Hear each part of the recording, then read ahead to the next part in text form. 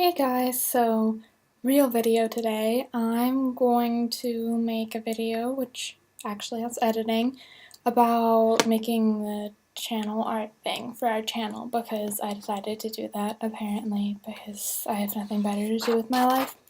So this is what I have now. It's basically a bunch of quotes and stuff from our group, and that's going to be the background. And when I'm done with this, I'm going to scan it in and fun stuff like that. But we'll see where this goes, and I'll just do a bunch of little segments and stick them all together. So enjoy. Okay, so I actually went over this in Sharpie, and you can see it a little bit better now because since I'm going to paint over it and stuff, you're going to be able to see a little more. Oh look, I have light now.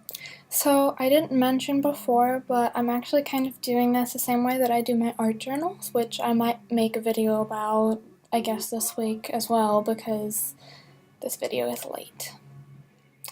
But what I did now is I took some gesso, which is this, that way, and kind of put it on unevenly. I'll probably add a little bit more, I don't know if you can really see it. But basically what that's going to do is once I put acrylic paints on it, which I'm going to use these colors, it'll kind of make it look a little bit more uneven. You can actually use it for priming and stuff, which is what it's for, but I don't really. And then I found these little books of like tags that you can use for journaling that I still had, and they're cute. They have little,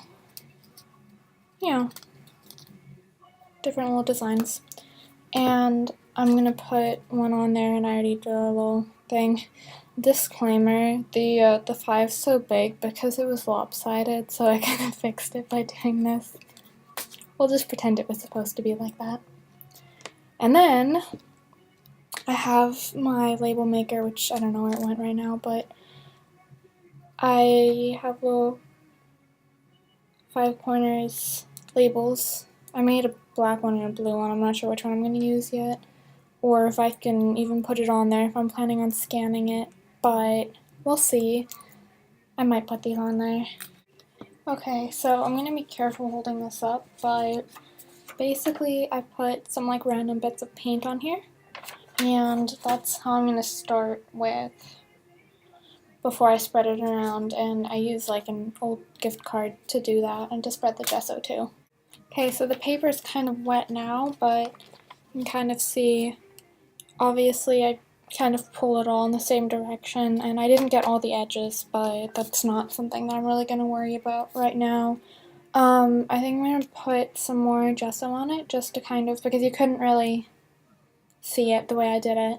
So I'm going to put a little bit more and then probably put a little bit more paints, especially on areas like this where there's a lot of color because the gesso's white, and it'll add a little bit more texture. I mean, the page won't literally be in front of you, so it's kind of against the point, but hopefully you'll be able to see a little bit when I scan it in. Okay, so this is what I meant. You can kind of see it.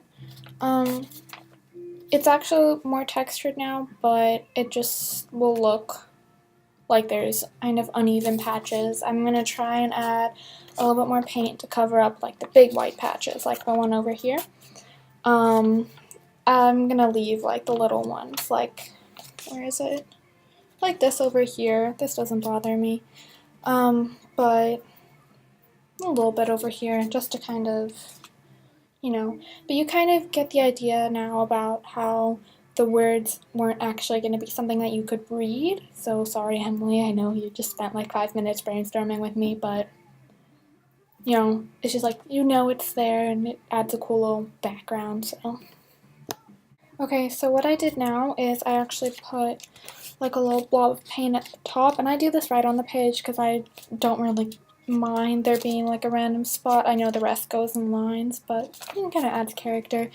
And put the side of the card in it and kind of, I don't know if you can see it, but like more textured spots across it. You can probably see it looks a little bit different, not a whole lot probably, but that kind of adds more texture to the surface, which I like because I want the background to be and you look cool. So I'm probably going to get started on the actual, like, putting this on here soon, which will probably go somewhere in the middle, and if you can see, the colors match.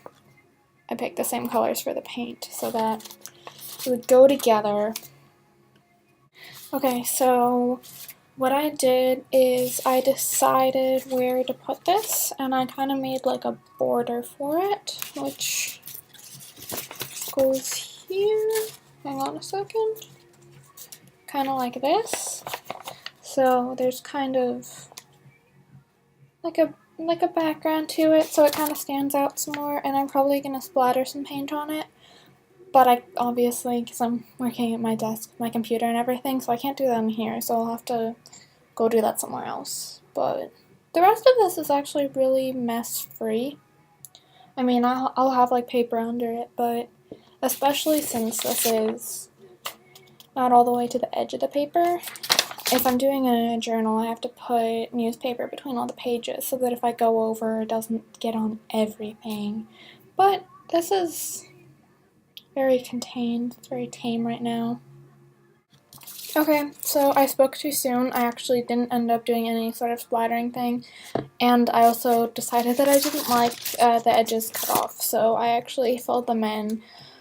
At this point, that was fairly simple to do. I mean, just adding more of the same colors on the edges, adding more gesso, and adding the colors on top, just the same thing.